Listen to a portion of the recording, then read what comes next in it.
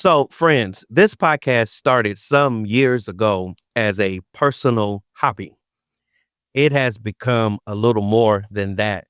But in the course of my ministry, work, and personal life, uh, I'm not always able to get to it on a regular basis. As if you're a regular listener, you already know. Over the years of this podcast, I have basically done all of the work of the podcast by myself: show notes, recording, editing. But I'm grateful that I have a new partnership with Luke Clayton and the team at increasecreative.co. They are helping me to produce each new episode of this podcast. So, uh, this will, I hope, help us to publish on a more regular basis on Mondays, and will up the game on the quality of this podcast. Luke and his team does great work. I'd love to commend them to you. You can look them up again at increasecreative.co or find more information on the show notes of this episode. Check them out. This is the On Preaching Podcast with H.B. Charles Jr., the podcast dedicated to helping you preach faithfully, clearly, and better. Hey friends, thanks for joining this episode of the On Preaching Podcast. In the last episode, I responded to some of the questions that you have asked in the comments of our YouTube page about preaching, sermon preparation, etc. And we're going to do a little bit more of that, some from the YouTube page and other questions that Royland Kirkwood has pulled from wherever he's pulled them from for me to think about and to try to get an answer to. I hope you found something helpful in the previous episode. We're going to do it again in this week's episode of the podcast. And again, I am grateful to have Pastor Royland Kirkwood here to be the question man for this episode of the podcast. Thanks for having me again. Excited to share some questions from the comments. First question is from True Soul 1. I would love to hear your advice on the devotional life for bivocational pastors. I found I do not have the emotional or physical capacity to have a personal devotional time apart from sermon and Bible study prep. I've had the still moments throughout the week. As a bivocational pastor, I've learned to eat while I've cooked. Yep. I don't know if I have anything to add to that. I think you're thinking about it well. That's new terminology. I have to eat while I cook. I think if you're a bivocational pastor, some of the rules change. And I would say as a bivocational pastor, you've got to use your time strategically. You don't have any time to waste. I would say, though, we have our members who work 40 hours or more during the week, and we would still encourage them to make sure that they carve out some time for Bible intake and prayer. So if you would encourage your people to do that, I think it would be commendable for you as well. And I would just say to the bivocational pastor, who I think bivocational pastors are the unsung heroes of the church. Men who have to, like Paul, make tents while they do the work of the ministry. I would just say, do your best. Do your best. And one of the reasons why having a quiet time is important is because you need time with God that is non-utilitarian. And you need time with God that is not related to any output. This is just time for God to pour into you, for you to fellowship with God. And that might not be a long time. When I was a young Christian, I'm sure you could find this online somewhere, like 7 minutes with God. The Navigators or someone made an outline of how to have a morning devotional time, like 7 minutes with God. I think if you'll Google that, you'll find it wherever that source is. If I got that wrong, if it's not the Navigators, yeah, 7 minutes. Um, do the best you can, and steal time when and where you can to make sure that you are having regular communion with God in prayer and Bible intake. Do the best you can to guard that time. And I would just say that generally. I know I throw out a lot of advice about sermon preparation. And if you are a bivocational pastor, you've got to apply that, knowing the details of your own situation. I admit that I talk as a pastor who, I have been in full-time vocational ministry since I was 17 years old, and I have not known ministry. I have not had a ministry season where I did not have men alongside of me in the ministry who share the pastoral load. So I admit that is a perspective from which I think about my work. If you are a bivocational pastor or you are a solo pastor, you got to find the principle and make that principle work for your situation, for the details of your reality. But don't throw the baby out with the bathwater and say, well, I'm a bivocational pastor, so, I'm just going to find something to say wherever I can find it. If the Lord has called you to preach, the call to preach is a call to prepare. So, you what that looks like for you is inevitably going to have to be different because of the stewardship of the responsibilities that you have. But you can't excuse yourself from those responsibilities, be it in your personal quiet time or your sermon preparation or your public ministry responsibilities. So you gotta hear advice, read material, listen to counsel, and take the principles and make those principles work in your situation. Don't feel, I remember as a very young pastor, I read the Charles Spurgeon read full theology books of Puritan theology, 6 every week.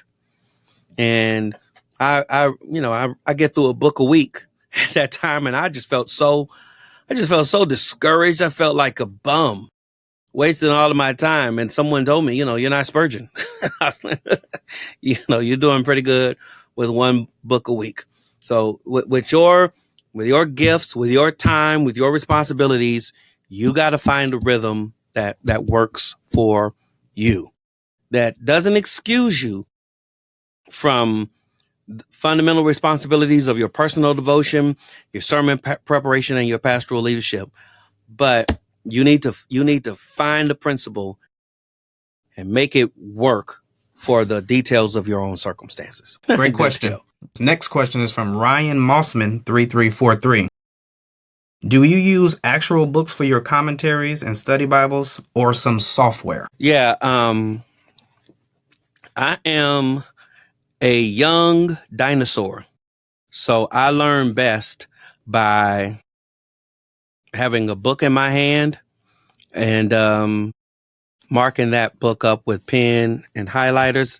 At this stage, I use different color pens, and I have a different colored highlighter. So there's a mental association. It might be hard for me to explain if somebody asks me. No one ever has. I don't know how relevant that is, but I kind of mark things up the same way so that if I'm looking at something from a year ago, I kind of know why that caught my attention by the color pen or the color highlight that I am using. I don't know. I feel like if I would have started, Roy, where, I think you started your ministry with Logos already available. If I would have started with, the hefty stuff they have in Logos available, maybe my process would be different, but I had to do it the old fashioned way. I had to use books. So I, yeah. And I have I have maybe a somewhat of a phobia. I'm kind of like this even about iTunes. I think if it ain't physical, I don't own it. You know what I'm saying? um, so I'm just kind of old school about that. So I work from home. I work from several different offices, and I travel some. So as I am preaching from week to week, I have planned out what text I'm going to be preaching, and I am blessed to have someone help me to copy what I need from the related books and put them in a file for me. So I have become accustomed to working through a file. Say the text is on Mark, all of the word studies, all of the commentaries, all of the study Bibles, context, background stuff. It's all printed out and in that file. And I'm reading, marking that file, and I'm also typing in notes that I file away in Dropbox and in a file cabinet physically.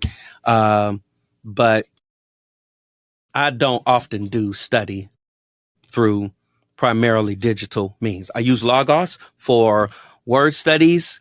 That's helpful. And if I'm if I'm if I'm in a hurry to find something, yeah, I but if I was away from my library and I needed to to study something on Psalm 23, when I open up that passage guide, I'm looking for books I already have. And because these are authors I know, authors I trust, authors that I know what I'm going to get from. So it's easy to get access to the stuff digitally, but I think it's been for me harder to learn those tools. So yeah, it's the way. I think if I'd recommend a guy starting ministry now, invest in Logos and digital software and learn how to use it. But at this stage in my life of ministry, the old man does it the old way. And yeah, I'm too far in to change horses now. Great question, Ryan. Next question is from Gia Girlism. How much do you pray over your sermon? Yeah, so one of my favorite quotes, and maybe we'll let this be the last question for this episode. This will be a good place for us to end. But one of my favorite quotes about sermon preparation is from R. Kent Hughes, who simply said, sermon preparation is 20 hours of prayer. I believe that. The whole sermon preparation process should be saturated and seasoned in believing prayer. I need to start that process, preparing my heart and asking for help in believing prayer. But that's not a opening pitch kind of ceremonial thing where I pray before I start studying because that's the right thing to do. When I start with my observations, I need the Lord to open my eyes so that I may behold wonderful things out of his word. If there is a truth that I am learning in that text, I'm asking God to help me to understand it, help me to believe it. If there is a promise, I am praising God for it. If I am facing something that confronts my own life, I'm going to be pausing and asking God to forgive me and to cleanse me and to help me in that area. I am thinking about the congregation that I am going to be preaching this text to. And as I am thinking about the text to understand its meaning, I am praying about how to make this truth clear to the people to whom I preach. And I am also asking the Lord to guide my application. When I start getting into commentaries and research books, I'm asking the Lord to yield the wisdom of the writers that I'm reading to me. These are scholars. And I'm often most often reading guys who are way more trained, way more skilled, way more prepared than I am. And sometimes I'm reading what is totally over my head. And I'm asking the Lord to yield the wisdom of those writers to me. But then that writer, even if it's the best of research material, cannot, a pastor's got to preach to the idolatries of his own congregation. The application that some pastor has put in his homiletical commentary, I can't cut and paste that into my sermon and make that relevant for my own congregation. I've got to pray that the Lord, every church got its own idolatries. And part of being a pastor and preaching is to be sensitive to high places that need to be torn down in the hearts and minds of those that you preach to. I am not good in writing sermons. That is I enjoy it, but it is not easy. I have filled my mind and heart with truth, and now how to simplify that to help in 45 minutes, 50 minutes, the congregation understand what I've spent hours studying. I'm praying for clarity. I'm praying for direction. I'm praying for illustrations, for the best way to transition. I'm praying over homiletical matters and application matters. And then all the way up to the pulpit, most of the time I'm muttering under my breath, Lord, if you don't help me, nothing good is going to come out of this. And I don't say that because I'm unprepared. I say that because with all of the preparation that I may do, if the Lord doesn't help me, nothing good will come out of this. Gar Ken Yu says, sermon preparation is 20 hours of prayer. Don't get distracted by the hours reference. Get the essence of what he's saying. The entire process should be considered the process of prayer. Thanking God, confessing sins, asking for help, interceding for others, submitting yourself to the Lord's authority. I preach better to the degree that I pray better. And I want the entire sermon. I want to preach on Sunday a prayer saturated sermon. I'm pleading along the way over the course of the week I'm asking my wife, I'm kind of updating her where I am in my study. Pray for me. I need to get an outline by the end of the day. I'm asking others to pray because prayer advertises our dependence upon God. And as preachers, we need God if we're going to preach faithfully and clearly and effectively. What you think? No, I think those was good. Those was good. They was helpful. Good. Very good. It was helpful. Well, all right. We'll pick up these in our next episode. We'll talk a little more about some of the On Preaching Mailbag questions that you may have. And hope you'll join us for the next episode of the On Preaching podcast. I'd love any feedback that you may have. You can reach me at hbcharlesjr.com. There, you'll find the show notes for this episode of the podcast, as well as previous episodes of the On Preaching podcast. On that site, you'll also find sermon manuscripts, articles that I've written, and various resources, books, etc., that might be a help to you in your Christian walk and your ministry work. Likewise, you can find me on social media, X, Facebook, Twitter, or places that I hang out occasionally. And you can find me on those spaces. My handle is hbcharlesjr.com. This podcast is available on whatever platform you use to listen to podcasts. And so I hope you'll subscribe to get an automatic download of each new episode of the podcast. Likewise, if you'll rate, like, or comment on the podcast, it'll help others find this material more easily, and I will consider it a personal favor. Alongside our annual conference, we periodically host what we call Cutting It Straight intensives.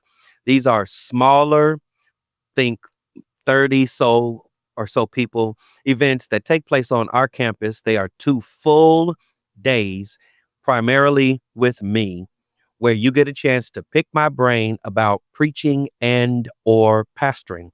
And I get a chance to just pour into and fellowship with those who are in attendance. This upcoming intensive will be June 20th and 21st. It's the 4th or 5th one that we've done. I'm really excited about these times, and I think those who have attended have benefited greatly from it. How about you joining us for the next CIS intensive? You can register for it at hbcharlesjr.com. We have recently launched the Cutting It Straight magazine. I'm very excited about this new project. The goal of this magazine is to help equip you in your life, labor, and leadership. Sure, the spirit of the magazine shares the spirit of this podcast to help you preach faithfully, clearly, and better. But beyond that, we want to talk in this magazine about what it means to guard your life and your doctrine, and how to lead your people with a biblical philosophy of ministry. I'll be contributing to this magazine along with faithful preachers and teachers, both scholars and practitioners.